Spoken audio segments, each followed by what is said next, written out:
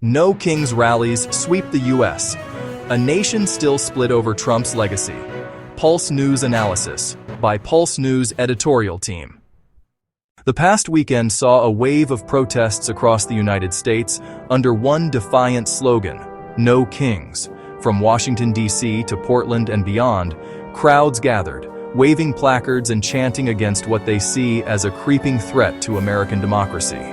But here's the twist. The man they're protesting, President Donald Trump, insists he's no monarch at all. "I work my ass off to make our country great," he told supporters. That's all it is. Still, the symbolism of the rallies hit a nerve. The phrase, "No Kings," echoes the American Revolution's founding cry. A reminder that the country broke away from the British crown to build a republic led by citizens, not rulers. And that message, almost 250 years later, has become a pointed political metaphor.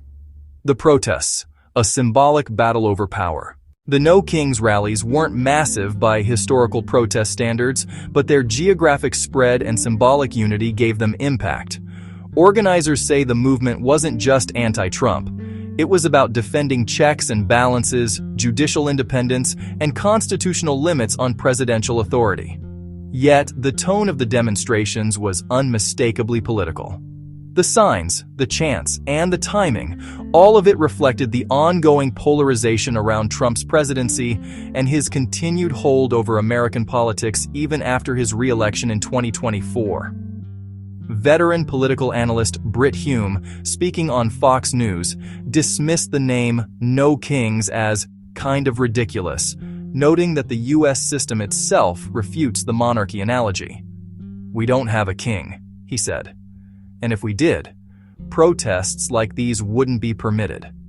But even Hume admitted that the rallies reflected something deeper, a persistent national divide that refuses to fade. "It's all about Trump," he said. "It's about resistance to Trump and support for Trump. Everything else is secondary." 8 years, same battle, same man. That observation cuts to the core of America's political fatigue. For nearly a decade, the U.S. has lived in a loop of Trump-centric politics, 2016, 2020, 2024, each cycle defined by the same central figure and the same emotional fault lines. The result is a political landscape where every issue, from taxes to immigration to foreign policy, is refracted through the Trump lens. Supporters see him as a necessary disruptor, the man who challenges the Washington establishment and reclaims American strength. Opponents view him as an authoritarian figure, eroding democratic norms under the guise of populism. The No Kings rallies are the latest manifestation of that ongoing tug-of-war. They symbolize not just opposition to Trump's policies, but resistance to the idea of concentrated power, even if that power comes from the ballot box. Trump's defense: democracy, not monarchy. In typical fashion, Trump didn't shy away from responding. His defense was simple: "I'm elected, not anointed." And factually, he's right. Trump won through the same democratic process as every president before him. His major programs passed through Congress, a body of democratically elected representatives. His administration's actions, from tax reforms to border enforcement, have faced court challenges and legislative scrutiny, not royal decrees. As Hume pointed out, kings don't answer to courts. Presidents do. But that hasn't eased public concern over the expanding reach of executive power, especially when Trump's rhetoric often blurs the line between strong leadership and authoritarian tone. When he says, "I alone can fix it," his supporters cheer. But critics hear something else entirely: the courts and the Constitution.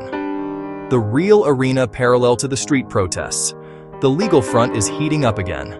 Just this week, the Ninth Circuit Court of Appeals ruled on a controversial issue: Trump's decision to deploy National Guard troops to Portland during civil unrest. The ruling sided in part with the administration, recognizing the president's authority to use federal forces to protect federal property. Judge Ryan Nelson, in his concurring opinion, cited historical precedent dating back to the early republic, when federal militias were mobilized to enforce tax laws and maintain order.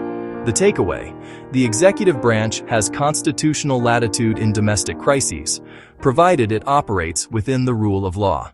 That ruling is expected to be appealed to the full Ninth Circuit and eventually to the Supreme Court, where the balance between presidential power and state autonomy could again define the boundaries of modern governance. In other words, the courts, not the streets, will likely decide how far any president can go in exercising authority. Democrats challenge: resistance isn't a plan. One of Hume's sharper insights during his Fox segment was about the Democratic Party's strategic vacuum. What the Democrats lack now, he said, is really a positive program. Resistance to Trump can galvanize, but I'm not sure it's enough to win a national election. And he's right. The Democrats have spent years defining themselves in opposition to Trump, to Trumpism, to populist conservatism. But anti-Trump sentiment alone has its limits, especially when the GOP base remains fiercely loyal and organized. With the 2026 midterms approaching, the Democrats face a strategic crossroads. Can they convert opposition into vision? Or will "No Kings" become another symbolic protest that rallies emotion without shaping policy? The psychology of the "No Kings" slogan. Here's what's fascinating. The slogan "No Kings" is less about Trump personally and more about American self-image. It taps into the country's founding myth: freedom from monarchy, self-rule, and individual liberty. That's what makes the debate so emotionally charged. It's not just about law or policy, it's about identity.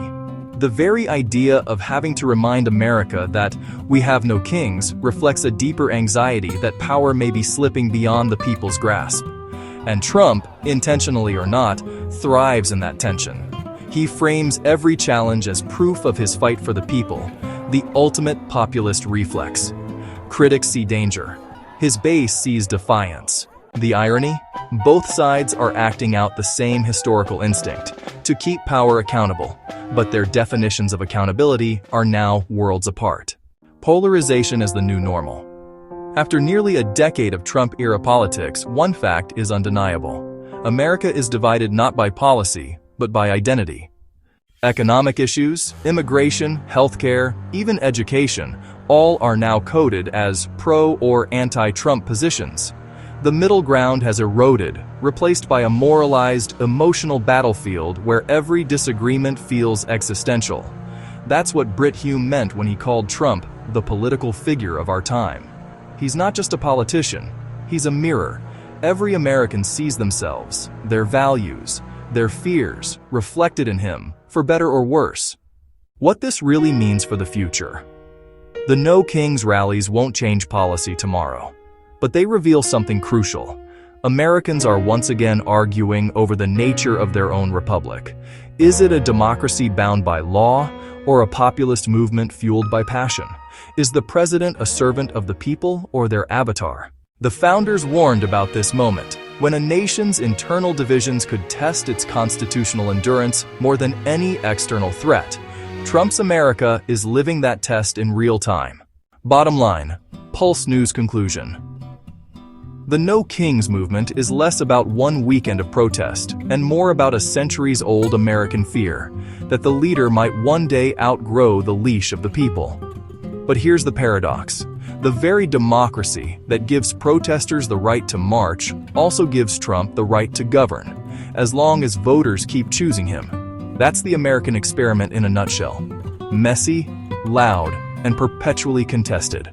And whether you love or loathe Trump, one truth stands unshaken. He remains the gravitational center of U.S. politics, defining every debate, every protest, and every election since 2016. America may say no kings, but it hasn't yet decided what kind of leader it truly wants.